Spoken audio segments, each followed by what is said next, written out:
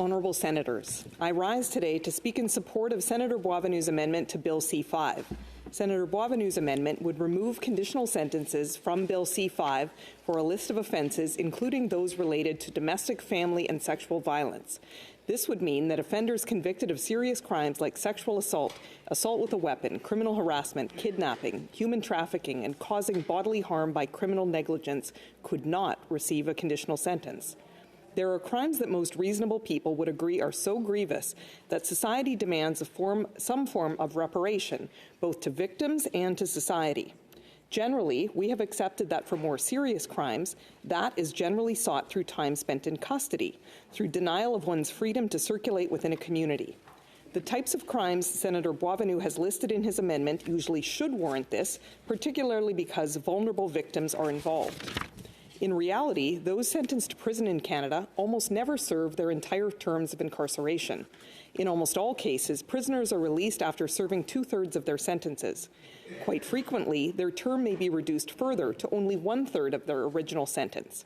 Most Canadians wouldn't find that even close to acceptable. Prisoner rehabilitation is certainly an important goal for the safety of society, but we can work to promote that goal while simultaneously ensuring greater truth in sentencing.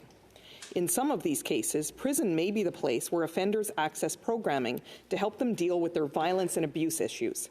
And an offender's removal for a custodial sentence may give the victim in a domestic abuse situation time to secure the supports she needs to establish her own safety and that of her family. In the event of a non-custodial sentence, such as the conditional sentences the Liberal government proposes with Bill C-5, these offenders may be returned to the very communities and, in some cases, the very homes where they abuse their victims. Last week, in its ruling on the R versus Sharma case, the Supreme Court of Canada upheld the constitutionality of current limitations on the use of conditional sentences imposed by Parliament in 2012 during the Harper government. The case concerned Ms. Sharma, a 20-year-old Indigenous woman who was found at the airport transporting a suitcase full of heroin for her boyfriend. Ms. Sharma had a troubled background of significant hardship, intergenerational trauma, and sexual assault, and was a young single parent with few supports. Ms. Sharma appealed her sentence for importing drugs, challenging the constitutionality of criminal code provisions limiting conditional sentences from being applied for certain offences, contending that they are overbroad, arbitrary, and discriminatory to Indigenous offenders. The Supreme Court majority held that a conditional sentence was unavailable to Ms. Sharma and dismissed her challenges under Section 7 and 15(1) of the Charter. They ruled that Ms. Sharma's personal circumstances did not make her crime any less serious. While a judge must, and in this case did, take an offender's circumstances into account, it does not mean that an Indigenous offender cannot be given a sentence of incarceration. And writing for the majority, Justices Brown and Rowe stated, quote, "The impugned provisions do not limit Ms. Sharma's Section 15(1) rights. While the crisis of Indigenous incarceration is undeniable, Ms. Sharma did not demonstrate that the impugned provisions created or contributed to a disproportionate impact on Indigenous offenders relative to non-Indigenous offenders, as she must show at the first step of the Section 15(1) analysis. Nor do the impugned provisions limit Ms. Sharma's Section 7 rights.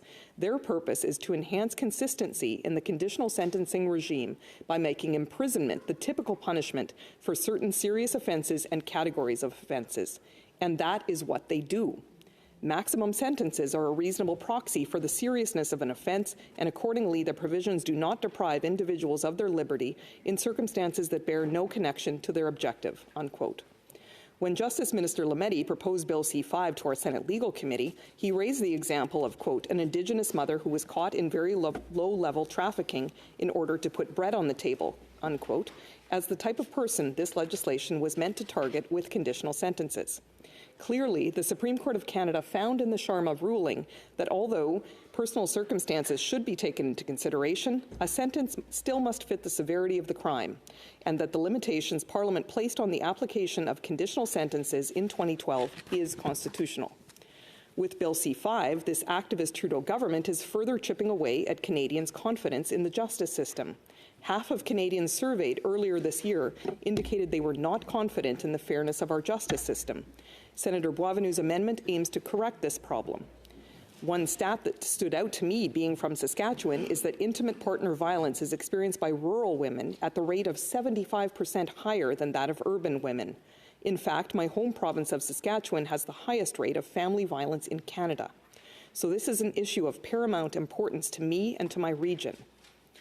Legislation like Bill C-5, which would repeal mandatory minimum penalties on a number of significant crimes and allow for conditional sentences in others, will devalue the justice system further in the eyes of victims of crime and the Canadian public. At the Senate Legal Committee, we heard testimony to this effect from Jennifer Dunn, the Executive Director of the London Abused Women's Centre. She told us, quote, "It is already hard enough for a woman to come forward, and when she does, it takes years to get to the point of a conviction, if there ends up being one at all. This makes women feel as if the justice system isn't taking them seriously. Just today, I was told by a woman we serve, if we have less protection in sentencing, we are less likely to report offences, and this would be a real setback for us," unquote. Crimes involving violence against women are already some of the most underreported in our country. Statistics Canada estimates more than 80% of violence against girls and women at the hand of an intimate partner, spouse, or relative goes unreported. Only 6 out of every 100 sexual assault cases are reported to police. The last thing these victims need is to fear that the perpetrator of violence against them may receive a conditional sentence so that they'll be back in the community where they live or work. Jennifer Dunn told us about the chilling effect conditional sentences can have on victims of crime, quote, "Conditional sentences for some offences can undermine the seriousness of the crimes. Women report to us that they believe this makes them feel as if they must watch their backs in the community when conditional sentences are imposed. We need to remember that sometimes victims and offenders are from the same communities as each other.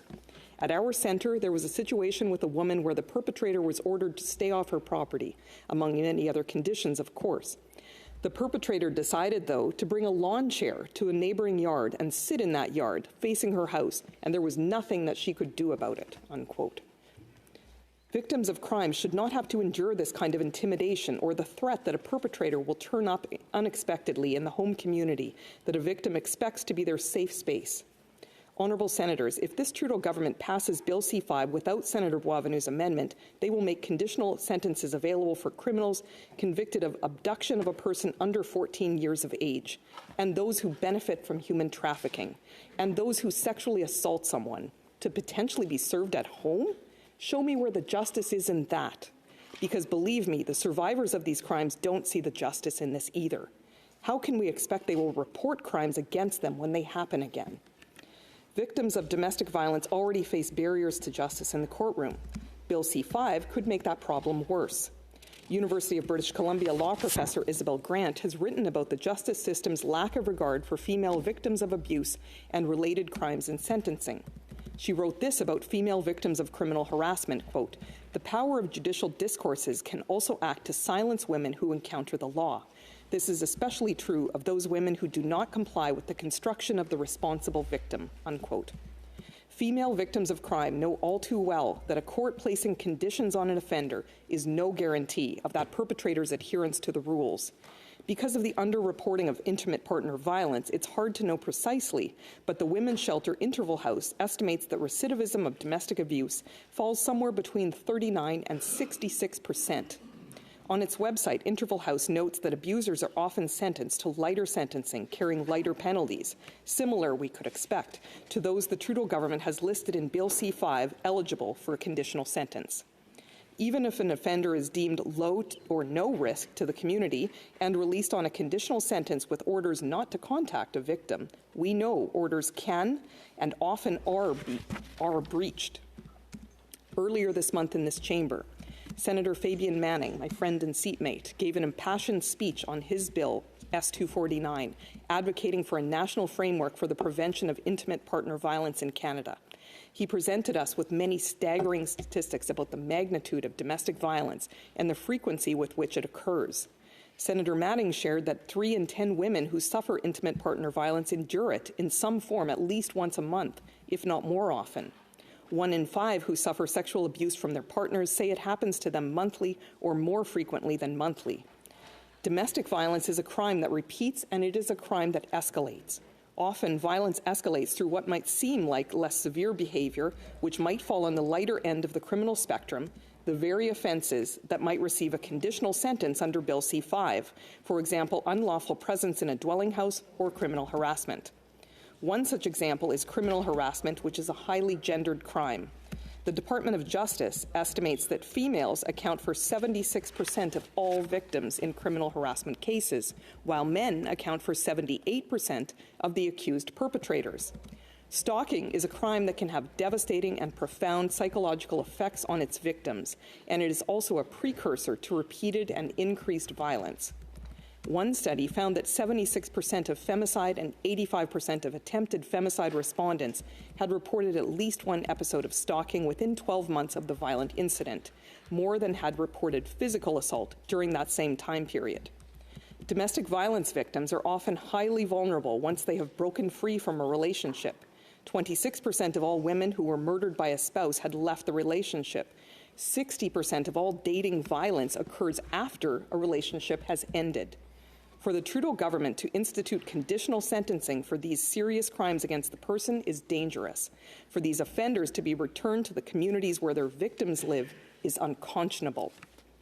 The government argues that removing mandatory minimums and increasing conditional sentences under Bill C-5 will address the overrepresentation of Black and Indigenous Canadians in the prison system. Two of the only witnesses we heard from at committee who presented actual data, University of Ottawa criminology professor Cheryl Webster and researcher Don North, testified that the provisions of Bill C-5 will barely touch Indigenous overrepresentation in incarceration. Further, Ms. North stated that Indigenous offenders tend to have higher breach rates when granted conditional sentences.